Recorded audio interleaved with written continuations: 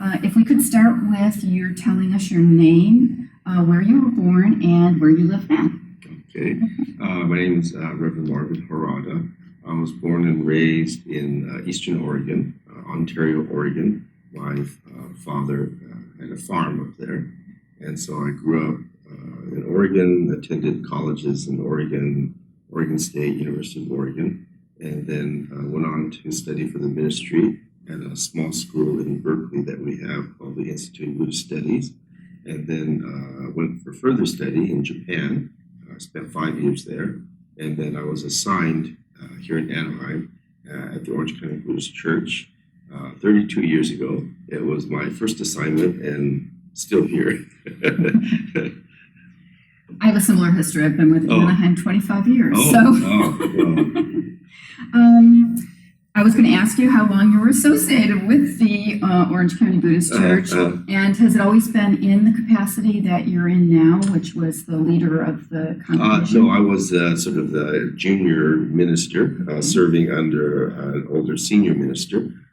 His name was Reverend Harada, and he really founded Orange County Buddhist Church. He was the first minister here in 1965 when it became independent from its sort of mother temple in Los Angeles. And so he served here all of his career. So I started out serving under him, and then after he retired, another minister came in, and I worked with him, and then he retired, and then I became the resident minister, or the head minister here. Wonderful. Now, can you tell us how and when the Orange County Buddhist Church was organized and how it came to be located in Anaheim? Well, it started out its early days in the 1920s, 1930s. There was a Japanese community here, and the closest Buddhist temple was in Los Angeles, and the ministers from Los Angeles would go out to various communities and kind of service those communities. So they would meet in someone's home, and maybe once a month a minister would come out and they would have a little service in someone's home. And then I believe it was in the late 1930s, one of our pioneering families here, the Kato family in Fountain Valley, they built a church on their farm. And so now they had a facility. And so, but still, a minister from Los Angeles came out and conducted the services at the church in Fountain Valley. And then after the war, then it was moved to, they bought a church in Stanton, and Orange County Buddhist Church was there for some years, but still under the sort of supervision of Los Angeles. And then in 1965 is when we built our facilities here and became independent from the Los Angeles temple. Do you know why this particular location? Was it just because there was enough property here available?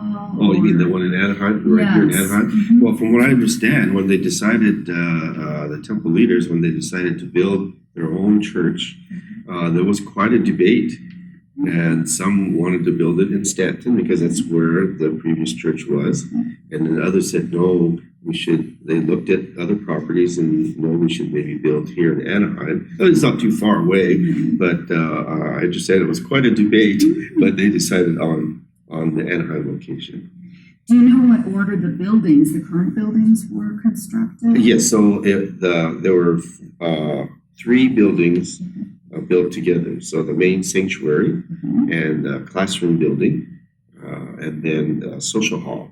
Not this present social hall, but we had a one-level social hall. That was the original building. Okay. How do you think that the church role in the community over the years, both before the war and after the war? It was an integral part of the Japanese community, especially before the war. Before and after, especially before the war, of course, being an ethnic group, and there was a lot of discrimination against Asians, and especially the Japanese. And so, they found solace in their own community, and that's where churches and Japanese community organizations began. And then after the war, it served the community again because they were trying to rebuild their lives. And so the churches were integral part of that, and a place to raise their kids and have a lot of activities for the children, and then to learn about Buddhism, the spiritual side. So it played a very important role pre-war and post-war.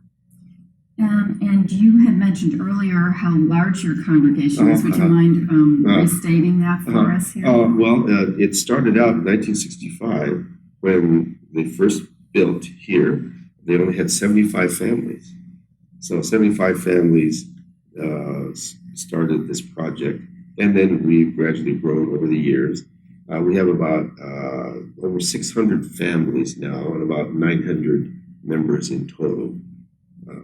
That's a large congregation. yeah. But we have many more people that come here for other activities, cultural things like, let's say, learning flower arrangement, or even martial arts like judo or kendo. And we have a large youth program, Boy Scouts and Girl Scouts. And so we have many more people that come here for a lot of those activities. So how do you promote those outside of the church congregation itself? Just through our website and kind of word of mouth, I guess. So do you think, well, actually, one of the things that I need to go back to is, so both pre-war and post-war, you're the only Buddhist church for the Japanese American population. In Orange County. In Orange County. Right, but of course, in the Southern California right. area, there are numerous churches or temples, but in Orange County, we're the only one. Do you have a sense of, are the communities still kind of closely knit and kind of living close together, or have they spread out more? No, they've spread out much more. Our membership now ranges from as far south as San Clemente, and even east as far as Riverside, and then west, even places like Gardena. So people come from a great distance. Apparently, yes. A great distance. Well, obviously, like I said, you provide a lot of other programming besides the actual core mission that you have here as well. Would you say that your core mission here has remained the same, both pre-war, post-war? Yes, it's the focus is always Buddhism, but it was Buddhism for the Japanese community pre-war and post-war. But now we're others, non-Japanese, are discovering Buddhism and seeking Buddhism, and we've been sort of warmly embracing more diversity. Well, I wondered because you obviously don't say that in the name of your church. It's Orange County Buddhist Church. Right. I just wanted to make sure that our community, when they see this, that they understand that you're very open to outside the Japanese American community as well. A lot of the churches played a role during the evacuation period, which included storing personal goods for people. Was that something that the Orange County Buddhist Church did as well? I don't know for sure if they actually used the church facilities to store things there. It very well might have. Okay. One of the reasons I asked that is because I actually came across an article in the LA newspaper. It might have been the Times, I'm not positive. That mentioned that the Buddhist church in LA had been broken into, and so they were encouraging people that were in the camps to basically get in contact because I guess they weren't sure what had been taken. Oh, I see. So apparently they were storing some personal items for families at that time. So I was curious to see if that was a role here as well. Yeah, I don't know if it was actually used for storage facilities or not. So, Reverend Harada, tell us a little bit about your tenure here and the changes that have occurred with your church. Okay, so I was assigned here in 1986, and at that time we had maybe around 600 members. We had a lot of organizations and youth groups, but in the 32 years I've been here, we've managed to grow, which forced us to enlarge our sanctuary because we couldn't fit everyone in, and so we actually about 7 or 8 years ago, as our 50th anniversary project, we decided to expand, enlarge the sanctuary, build a new social hall, and so we built the new social hall first, and then we used the new social hall for our Sunday services while the sanctuary was remodeled, but it took about a year, and so we just finally completed all of that. So it's been a real privilege and honor to serve here, to see our congregation grow, and also to become more diverse. So we have, of course, predominantly Japanese American members, but we are now having more very diverse membership, Hispanic followers, Vietnamese, and Caucasians, and African American. So we're becoming quite diverse, and so that's a real joy to see as well. Tell me a little bit about the beautiful altars that we see behind us. So the altar, as you see it, is as the same as an altar in Japan would be. This part is different from a temple in Japan, in that in a temple in Japan you would have tatami mats and people would be sitting on the floor, but of course we're not used to that over here, and it doesn't fit our American lifestyle. That's why we have pews. But the altar is as traditionally a temple is in Japan. So the middle altar is for the Buddha. The right altar is for the founder of our particular tradition of Buddhism, and his name was Shinran, and he lived in the 1200s in Japan. And the altar on the left is for the patriarch who sent the first Buddhist minister to America to bring Buddhism to the United States. So that's the patriarch that we honor on the left altar. And it's quite ornate and gold, but it's all symbolic. There's a lot of metaphors in Buddhism. So the whole altar area is trying to symbolize the world of enlightenment, the world of truth or enlightenment. And so that's why it's artistically made to kind of take our breath away. And if we had a glimpse into that world of truth, we would have a sort of an aha moment as well. And explain about the refurbishment. So, I mean, the altar was very nice, but it was 50 years old because it was put in here when this sanctuary was built in 1965. And these altars, if you refurbish them every 50 years or so, they'll last hundreds and hundreds of years, 300, 400, 500 years. So it was time to have it refurbished. And so there are still those craftsmen in Japan who can do this kind of very fine art work.